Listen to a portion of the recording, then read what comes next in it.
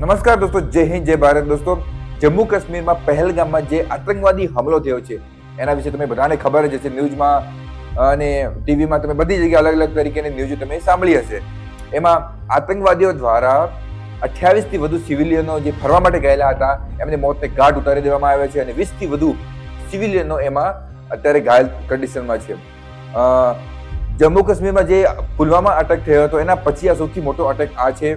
અને જ્યારે આજની તારીખમાં બીજા દેશોમાં અલગ અલગ તરીકેના પ્રોબ્લેમોથી દેશો જૂજી રહ્યા છે, અલગ અલગ તરીકેની લડાઈ ચાલી રહેલી છે, તેમાં આજની તારીખમાં ભારત વિકાસોની નવી સીડિયા ઉપર ચડી રહેલું છે, વિકાસોના નયા ગ્રંથ લખી રહેલું છે, બધી અલગ અલગ ક્ષેત્રોમાં ભારત વિકાસ કરી રહેલું છે, ભારતમાં શાંતિ છે, બધી રીતના સેના આજની તારીખમાં મજબૂત છે. ત્યારે દુશ્મન દેશોને આજ જોવાતું નથી. દુશ્મન દેશ કોણ છે આપણે બધાને ખબર છે. દુશ્મન દેશને આજ જોવાતું નથી અને ભારતની શાંતિ, ભારતની અખંડિતતા ઉપર એ દાગ લગાવવા માંગે છે અને એવું સાબિત કરવા માંગે છે, એવું પ્રૂફ કરવા માંગે છે કે ભારતમાં શાંતિ અમે ક્યારેય ના રહેવા દઈએ. પરંતુ આ જે પણ થયું છે એનો બદલો જરૂર લેવામાં આવશે અને આ કાયરતાપૂર્વક જે સિવિલિયનો ઉપર અટેક કર્યો છે એનો બદલો લેવામાં આવશે. આપણે આજની તારીખમાં સેના મજબૂત છે, સેના આટલી મજબૂત છે કે આમનો સામનો કોઈ પણ ના કરી શકે. પરંતુ આ કાયરતાપૂર્વક સિવિલિયનો ઉપર જે અટેક કર્યો છે એનો જે પણ દોષી હશે, જે પણ દેશ દોષી હશે એને એવી સજા આપવામાં આવે છે કે એને 7 જન્મ પણ એ ના ભૂલે એવી સજા એને આપવામાં આવશે અને બદલો જરૂરથી લેવામાં આવશે. થોડા સમય પહેલા તો એવું થતું કે જે આતંકવાદીઓ હતા એ આપણા સેના ઉપર અટેક કરતા અને સેનાઓને નુકસાન કરવાનું, સેનાઓની ગાડીઓને, સૈનિકોને નુકસાન કરવાની કોશિશ કરતા હતા. એવા ન્યૂઝો આપણને જોવા મળતા હતા. પરંતુ અત્યારે સમય બદલાઈ ગયો છે. લોકોને ખબર પડી ગઈ છે કે સેના ઉપર અટેક કરવો, સેનાને મારવી અને સેનાને નુકસાન પહોંચાડવું એ એમના બસની વાત નથી. એટલા માટે એ લોકોને હવે સિવિલિયનો ઉપર અટેક કરવાની કોશિશ કર્યું છે અને સિવિલિયનોને નુકસાન કરવાની કોશિશ કરી રહ્યા છે. અલગ અલગ તરીકેની સિસ્ટમ લાવીને, અલગ અલગ તરીકેના ગુમરાહ કરીને અને અત્યારે સિવિલિયનોનો કોઈ ડર નહોતો જમ્મુ કાશ્મીરમાં જવા માટે, કારણ કે જમ્મુ કાશ્મીર અત્યારે બધું 370 પણ હટી ગયું છે અને બધી રીતે શાંતિ ચાલી રહેલી છે.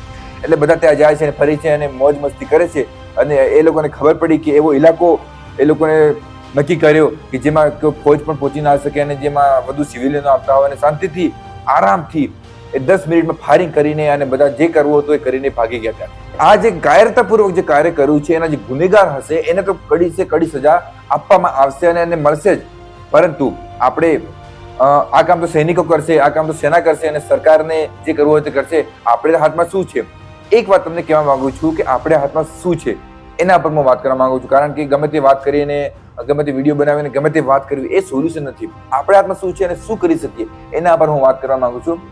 આ જે હુમલો થયો છે એને હિન્દુ ધર્મને ટાર્ગેટ કરીને કરવામાં આવ્યો છે અને આ કેમ કરવામાં આવ્યું એ બધું આપણને ખબર છે. પરંતુ આવું જ કેમ કરવામાં આવ્યું? ગમે બીજા એને મારવા જતા તો મારી લેતો, મારવા જતા તો ગમે તે રીતે મારીને જતા રહેતા. પરંતુ આ પાર્ટિક્યુલર જે સંસ્થા છે, પાર્ટિક્યુલર જે આપણે હિન્દુ ધર્મ છે એને ટાર્ગેટ કરીને આ કરવામાં આવ્યું છે. આવું જ કેમ કરવામાં આવ્યું છે? કારણ કે એ લોકોને ખબર છે, દુશ્મન દેશને ખબર છે કે ભારતમાં હિન્દુ મુસ્લિમ અને જેવા આપણે રાજનીતિ હિન્દુ મુસ્લિમ ઉપર આપણે જે રાજનીતિ રમીએ છીએ, હિન્દુ મુસ્લિમના નામે જે વોટ લઈએ છીએ, હિન્દુ મુસ્લિમના નામે જે રાજનીતિ આપણે દેશમાં જે ચલાવવામાં આવે છે એના પર વધુ ચર્ચા કરવામાં આવે છે. ન્યૂઝમાં પણ એના વિશે ઘણી બધી ચર્ચાઓ કરવામાં આવે છે અને લગભગ મેજોરિટી જે ટોપિક હોય છે ધર્મના નામે રાજનીતિ કરવામાં આવી રહેલી હોય છે.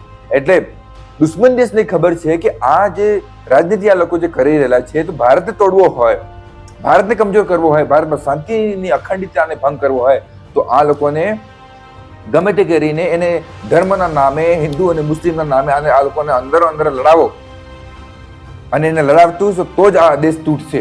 એ લોકોને ખબર છે અને મારવા છતાં તો મારી નાખતા. પરંતુ આ લોકોને આના માટે આવું કર્યું છે કે આ જ એક નિયમ એવો છે, આ જ એક એવી કમજોરી છે જે કરશું તો જ આપણને ભારત દેશ તૂટશે અંદર છે. કારણ કે હવે હિન્દુને ટાર્ગેટ કરવામાં આવે છે, હિન્દુ એવું વિચાર છે મુસલમાનને કર્યું છે એમ કરીને મુસલમાન ઉપર મુસલમાનોને ટાર્ગેટ કરશે અને મુસલમાન પછી હિન્દુને ટાર્ગેટ કરશે અને આમાં રાજનીતિ ચાલતી રહેશે અને દેશની અખંડિતતા તો આમાં તૂટતી રહેશે. પરંતુ આપણે આ બધી વાતોથી ઉપર ઉઠવું પડશે અને આપણે જે જગ્યા આપણે જે ધર્મ પાળતા હોય પાળીએ. આપણે એકબીજાને નુકસાન કરવાની કોશિશ કરવાની નથી, પરંતુ આપણે આ ધર્મથી ઉપર ઉઠીને દેશના વિકાસ માટે, દેશની અખંડિતતા માટે, દેશની એકતા માટે સાથે રહેવું પડશે અને સાથે મળીને આગળ વધવું પડશે. ચાહે ભાજપ છે કે કોંગ્રેસ છે કે મુસલમાન છે કે હિન્દુ છે, ગમે તે જાતિના હોય તેમ છતાં પણ આપણે બધાને એક થવું જોઈએ. તો જ ભારતની એકતાને, ભારતની અખંડિતતાને આપણે સાચવી શકશું. નહીં તો આ દિવસો એમને એમ ચાલતા કરશે અને ક્યારેક સેના ઉપર હુમલો થશે અને ક્યારેક સિવિલિયન ઉપર હુમલો થશે. આવું બધું ચાલ્યા કરશે તો પછી એક દિવસ એવો આવશે કે આપણે ભારત દેશ ગુલામોની જંજીરમાં પણ ફસાઈ શકે છે, કારણ કે આ ગુલામ એવી રીતના ધીરે ધીરે જ બને. એટલે દોસ્તો હું તમને કહેવા માંગુ છું કે આ બધી જે જાતિ અને ધર્મથી ઉપર ઉઠીને ભારત માટે વિચારવું, ભારતની સેનાને મનોબળ ઉપર કરીએ, ભારતની સેનાને ઇજ્જત આપીએ, ભારતની સેનાને તાકાત બનીએ, એક થઈએ બધા, સરકારને સપોર્ટ કરીએ, ભારતની સેનાને સપોર્ટ કરીએ, તો જ આપણે મજબૂત થઈ શકશું. અને ફરીથી એકવાર જે પરિવારો એમાં અને પોતાના પરિવારજનોને ગુમાવે છે આ ફાયરિંગમાં, એમને આપણે શ્રદ્ધાંજલિ આપીને પરિવારથી આપણે સંવેદના વ્યક્ત કરીએ છીએ. અને ભારતીય સેના મુંહતોડ જવાબ આપશે, એને આપણે ભરોસો છે. સરકાર પણ એનો મુંહતોડ જવાબ આપશે, પરંતુ આપણે પણ સચેત થવાની જરૂર છે, આપણે પણ જાગૃત થવાની જરૂર છે. અને આપણેથી ભારતની દેશની બંધારણની સાથે લઈને ભારતની એકતાને માટે, ભારતની અખંડિતતાને જાળવવા માટે બધાને એક થઈને ચાલવાની જરૂર છે. જય હિન્દ, જય ભારત.